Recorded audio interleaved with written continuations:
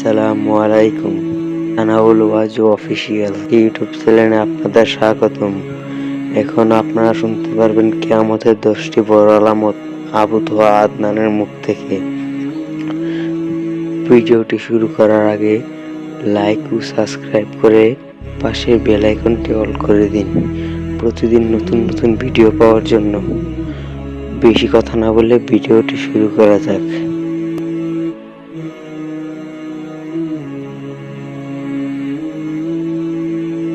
তখন নবীজি বললেন সাল্লাল্লাহু আলাইহি ওয়াসাল্লাম 10টা আলামত আসার আগে কিয়ামত হবে না। কয়টা আলামত? 10টা। এই 10টা আসার আগ পর্যন্ত কিয়ামত হবে না নিশ্চিন্ত থাকতে পারেন। কিন্তু এই 10টা কবে চলে আসবে এর কোনো গ্যারান্টি আছে? নাই। তার প্রথমটা হচ্ছে দাজ্জাল, মাসিহুদ দাজ্জাল মানুষের রূপে বের হবে। 2, ঈসা ইবনে মারইয়ামের আগমন। নবী ঈসা আলাইহিস সালাম আসবেন এবং তার হাতে দাজ্জাল নিহত হবে। কোথায় নিহত হবে সেটাও বলে দেওয়া আছে, প্যালেস্টাইনের বাবেলুদ নামক জায়গায়, যে জায়গাটা অলরেডি প্রস্তুত। 3 নাম্বার হচ্ছে দাব্বাতুল আরদ, জমিন থেকে একটা অদ্ভুত প্রাণী বের হবে যে মানুষের সাথে কথাবার্তা বলবে। এটা হাদিসে আছে কিন্তু। আর কি? ধোঁয়া। এই ধোঁয়ায় আকাশ ছেয়ে যাবে, ধোঁয়া দিয়ে আকাশ ছেয়ে যাবে এবং এত বড় ধোঁয়া বিশ্ববাসী কখনো দেখে নাই। এখন কি? 5 হচ্ছে ইয়াজুজ আর মাজুজ। ইয়াজুজ আর মাজুজ এই প্রকৃতি বের হবে, এরা কিন্তু আদম সন্তান এবং তারা পৃথিবীর পানি খেয়ে শেষ করে ফেলে দিবে, মহাসাগরের পানি খেয়ে শেষ করে ফেলে দিবে।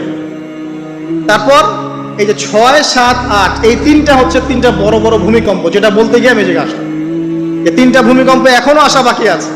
নবীজি বলেছেন একটা পৃথিবীর পূর্ব দিকে হবে। পূর্ব দিক কোন দিক?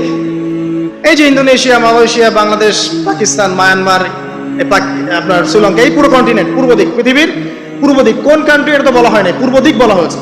এবং এখানে ভূমিকম্প বলা হচ্ছে না, বলা হচ্ছে ভূমি ধসে যাবে, মানে পুরো ভূমিটা নিচে চলে যাবে। কিন্তু হাদিসে কিন্তু এটা বলা আছে। আরেকটা হচ্ছে পৃথিবীর পশ্চিম দিকে। আর পশ্চিম দিকে কেন হবে জানেন? সমকামিতার কারণে, সুদের কারণে, জেনার কারণে, পর্নোগ্রাফির কারণে এবং সারা বিশ্বকে তারা যে জুলুমটা করছে এই জুলুমের প্রতিফল হিসেবে আল্লাহ পাক ঘোষিয়ে দিবে। আরেকটা হচ্ছে পৃথিবীর মাঝখানে। মাঝখানে কারা আছে বলেন? মাঝখানে আমাদের আমিরুল মুমিনিনরা আছে এখন, নাকি? হ্যাঁ, যারা ইসরায়েলের সাথে আতাত করছে এরা আছে, আমিরুল মুমিনিনরা আছে। তো সেখানেও একটা ফিতনা অপেক্ষা করতে থাকেন। তো এই কথাটা বলতে গিয়ে আমি এখানে এসেছি। পৃথিবীতে কিন্তু এখনো 3টা বড় বড় ভূমিকম্প বাকি আছে। আর সর্বশেষ আলামত হচ্ছে ইয়েমেন থেকে একটা আগুন বের হবে, বিশাল আগুন। এই আগুনটা মানব জাতিকে হাসরের মাঠের দিকে তাড়িয়ে নিয়ে যাবে। এই 10টা আলামত না আসা পর্যন্ত কিয়ামত হবে না। অতএব আপনি এখন রিল্যাক্সে নাকে তেল দিয়ে ঘুমান, নাকি ভাই? এই 10টা আলামত না আসা পর্যন্ত কিয়ামত হচ্ছে না। তবে এই 10টা আলামত আসার পটভূমি কিন্তু তৈরি হয়ে যাচ্ছে, এটা আমাদের খেয়াল করতে হবে। আচ্ছা আসেন, এই যে শুআয়ব আলাইহিস সালামের কওমকে যে ভূমিকম্প দিয়ে ধ্বংস করা হলো, এই ভূমিকম্প কখন আসে? আল্লাহ পাক বলছেন তার রাসূলের মাধ্যমে, যখন সমাজের মধ্যে পাপ বেড়ে যাবে, অশ্লীলতা বেড়ে যাবে, মানুষ মাদককে হালাল মনে করা শুরু করবে, জিনাকে হালাল মনে করা শুরু করবে এবং এই যে বেপরদামি বেড়ে যাবে, তখন সমাজের মধ্যে ভূমিকম্প দেখা দিবে, ভূমিধস দেখা দিবে। গান বাজনা, বাদ্যযন্ত্রকে মানুষ হালাল মনে করা শুরু করবে, তখন এগুলো আসবে। তো এগুলো কি আসার বাকি আছে? এখন কি মনে হচ্ছে? আল্লাহ পাক আমাদেরকে হেফাজত করুন, আমিন।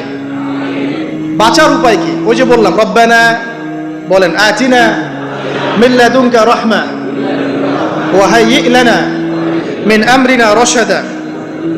এভাবেই ইতিহাস নিজেকে পুনরাবৃত্তি ঘটিয়েছে। কওমে লূত, মনে আছে? লূত আলাইহিস সালামের কওম, ইব্রাহিম আলাইহিস সালামের ভাতিজা ছিলেন লূত আলাইহিস সালাম। তাকে আল্লাহ পাক একটা কওমকে দাওয়াত দেওয়ার জন্য পাঠালেন, যেই কওম এমন পাপ করছে যেই পাপ ইতিহাসে কেউ কখনো করে নাই। ওই কওমের আগ পর্যন্ত পৃথিবীতে কেউই এই পাপটা কখনো করে নাই। কি পাপ? কে বলতে পারবেন? সমকামিতা। তো এই কওম ছিল কওমে লূত। আল্লাহ পাক এদেরকে এমন ভাবে ধ্বংস করেছেন যেভাবে পৃথিবীতে কোনো কওমকে আল্লাহ পাক ধ্বংস করেন নাই, কাউকে না। কিভাবে? আল্লাহ পাক 2জন ফেরেশতা পাঠিয়েছিলেন, জিবরাইল আলাইহিস সালাম এবং মিকাইল আলাইহিস সালাম। তাদেরকে সুন্দর যুবকের আকৃতিতে পাঠিয়েছেন, সুন্দর সুন্দর যুবক। কওমে লূতকে আল্লাহ পাক কি করেছেন? সুন্দর বালকের রূপে এই জিবরাইল আর মিকাইল আলাইহিস সালামকে পাঠিয়েছেন। এখন লূতের লোকরা বলছে যে তোমার ঘরে যে মেহমান 2জন এসেছে ওদেরকে আমাদেরকে দাও। নাউজুবিল্লাহ। বুঝতে পারেন নাই? তোমার ঘরে যে দুজন মেহমান এসেছে, ওই দুজন মেহমানকে নিতে এসেছে। লূত আলাইহিস সালাম বলছেন যে আমার হাউলাই বানাতিন কুনতুম ফাইলিন, তোমাদের যদি বিয়ে করার ইচ্ছা থাকে, আমার মেয়েরা আছে, তাদেরকে বিয়ে করা প্রয়োজনে। একজন নবী তার মেয়েকে বিয়ে দিতে যাচ্ছেন, তাও তোমরা এই পথে যেও না।